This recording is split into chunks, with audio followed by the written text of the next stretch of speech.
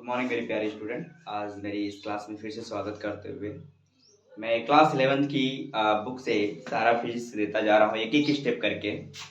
और इससे पहले मैंने यूजिंग के एक पार्ट बता रखा था और बीमी सूत्र के दूसरा यूजिंग आप लोग के सामने लेके आया हूँ। क्या आप बीमा के द्वारा आप क्या उसके सूत्रों को डिफाइन कर पाएंगे?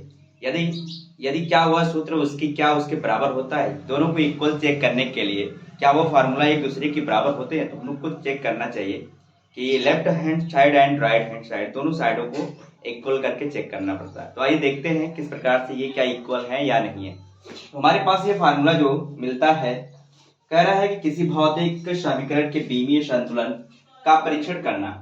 कह रहा है to check the dimensional balance of a, ठीक है, फिजिकल एक्सप्रेशन। आपके पास जो हम निकालने वाले हैं वो दोनों तरफ का बीमीय सूत्र बैलेंस होना है और दोनों तरफ का बीमीय सूत्र बैलेंस तब होगा। आइए चेक करते हैं क्या वो फार्मूला वो इसके बराबर होता है। आइए कुछ समय के लिए कुछ आपके सामने कुछ कंटेंट मैंने यहाँ पर लिख रखा है। आइए देखते हैं किस प्रकार से इसको सेटिस्फाइड करते हैं। ये उदाहरण के रूप में मैं ऑलरेडी लिख रखा हूँ। कह रहा है यदि स्वतंत्रता पूर्वक, आप लोगों ने जाना होगा इसके बारे में, यदि स्वतंत्रता पूर्वक गिरते हुए एक पिंड द्वारा h ऊंचाई से गिरने पर अर्जित वेग v के समीकरण, अगर ऐसे आपसे क्वेश्चन पूछा जाता है तो v बराबर इसका जो समीकरण निकल के आता है v बराबर √2gh का परीक्षण करना। ये आपके पास इस प्रकार का फार्मूला ये अर्जित होके चला आता है, लेकिन क्या इसको ये फाइंड करता है? आइए चेक कर लेते हैं। तो इसमें दोनों साइड आपको यूज करना पड़ता है, लेकिन इससे पहले मैं बहुत सारी बातें बता दूंगा, लेकिन इसको भी बताने जा रहा हूँ। इससे पहले इसी को देख सॉल्व कर लेते हैं। सॉल्व किस प्रकार से करना है। जो आपके पास ऐसे समीकरण दिया है तो हमको सबसे पहले जानना चाहिए क्या क्या दे रखा है। आप लोग जानते हो, अगर मैं जहां की बात करूं, जहां v बराबर क्या है, वेग है, और g क्या है, गुरुत्वीय त्वरण है। गुरुत्वीय क्या है बाबू? त्वरण है। ये गुरुत्वीय त्वरण है। इस प्रकार के डेफिनेशन h फॉर ये ऊंचाई है, ये आपकी क्या दे रखा है, ऊंचाई। अब हम बात करेंगे क्या ये दोनों बैलेंस है, लेकिन किसके द्वारा निकालना है आपको? बीमीय सूत्र द्वारा संतुलित करके क्या दोनों की साइड सेम सेम होती है।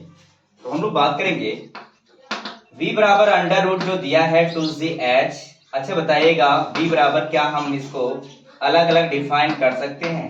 ये अगर दोनों पे क्या है, अगर घास सेम है, इनके पे भी ऊपर क्या है, घास सेम है, इनके ऊपर भी घास सेम है, तो हम जान पाते हैं कि जो घाते हैं कड़ी का मतलब ही होता है 1/2। अगर किसी की चर या अचर की घाते अगर अंडर रूट मैंने लिख रखा है तो उसकी क्या 1/2, ये कड़ी का मतलब ही होता है 1/2 किसी की घात, ये बताता है। ठीक, आइए चेक कर लेते हैं थोड़े से मोमेंट के लिए। तो ये हो जाएगा v बराबर, ये तो आपको दिमाग में रखना होगा ये शुद्ध मान होता है, ये आपका शुद्ध संख्या है। जब शुद्ध संख्या है तो हम इसको क्या करेंगे, एक नियतांक वैल्यू मानते हैं।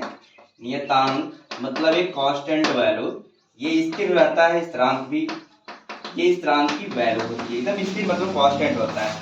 ठीक है, कांस्टेंट होता है। जब ये कांस्टेंट होता है तो बीमीय सूत्र में हटा दिया जाता है। बीमीय सूत्र में जब हटाओगे तो ये आपके पास बचेगा केवल g। तो मैं बीमीय सूत्र में कांस्टेंट वैल्यू यहाँ से हटा दे रहा हूँ। तो यहाँ से आप यूज करिएगा लेफ्ट हैंड साइड, क्या लेफ्ट हैंड साइड आपके पास v है तो v की क्या होती है, LT माइनस क्या होता है बाबू, 1। क्या ये LT माइनस 1 को फॉलो करेगा? आप राइट को पकड़ते हैं, ये आप लोग को नहीं लिखना, ये बता रहा था क्या क्या है। अब इसके बाद राइट हैंड साइड यूज कर लीजिएगा। जब राइट हैंड साइड यूज करोगे तो अंडर रूट क्या है, GH है, तो इसको हम लोग क्या लिख सकते हैं, g की वैल्यू क्या होती है, g का मतलब होता है गुरुत्वीय त्वरण। गुरुत्वीय त्वरण की जो बीमा होती है LT माइनस क्या हो जाएगा, 2। यहाँ पर यूज कर लीजिएगा LT माइनस क्या, 2, और यहाँ पर जो बीमा है वो h का क्या होगा, L, क्योंकि जो h है वो उसका मात्रक होता है मीटर, मीटर की जो बीमा होती है वो L मैंने L। तो बताइए इसकी घाते 1 है, अगर 1 है तो एक घात क्या होगी, जुड़ेगी, तो L की घाते कितना हो जाएगा, 2, T की पावर कितना हो जाएगा, -2। अच्छा आपको पता होगा कि कोई कड़ी से बाहर तब होता है जब उसका वर्ग होता है। देखिएगा L बाहर हो जाएगा और यहाँ पर T की पावर 2 है तो इसकी पावर भी ऐसे 1 करके बाहर आ जाएगी। तो बताइएगा क्या दोनों सेम सेम आए? हाँ दोनों सेम सेम आए। अगर दोनों सेम सेम आएंगे तो लेफ्ट हैंड साइड बराबर राइट हैंड साइड। ये इसको संतुलित करने के बाद सेटिस्फाइड कर दिया कि हाँ ये जो वैल्यू आपको दिया जाता है ये उसका बीमीय सूत्र के द्वारा ये पता कर लिया गया कि ये सूत्र जो है संतुलित है। संतुलित होने का रीजन, और हम लोग इसको सिद्ध करके भी निकालते हैं अंडर रूट 2gh किस प्रकार से आता है। बहुत सारे फार्मूले आपके सामने इस तरह से अपडेट होते हुए आएंगे। अगर मैं आपसे बात करूं, जब कोई वस्तु ऊपर की तरफ फेंकी जाती है तो क्या होता है, जब नीचे की तरफ फेंकी जाती है तो क्या होता है, जब आप ये क्या हो किसमें, जब पृथ्वी से कोई वस्तु क्या होता है प्लाइन के रूप में फेंका जाता है तब क्या होता है। तो उस तरह से ये सूत्र यहाँ पर आए क्या हुए, उपस्थित हुए एक दूसरे से मिलकर इस तरह से। और अगली क्लास आप लोग को नेक्स्ट टाइम में फिर से देने वाला हूँ और अच्छी अच्छी क्लासेस देने वाला हूँ। इसी प्रकार से मेरी क्लासेस को आप लोग सब्सक्राइब करिए। लेकिन आपके पास एक फार्मूला एक सवाल है, उसको प्लीज आप लोग लगा के दिखाइएगा। कह रहा है एक सवाल है आपके पास मैं पूछ रहा हूँ और आप लोगों को लगा के कमेंट करके बताना होगा क्या ये इस प्रकार से आप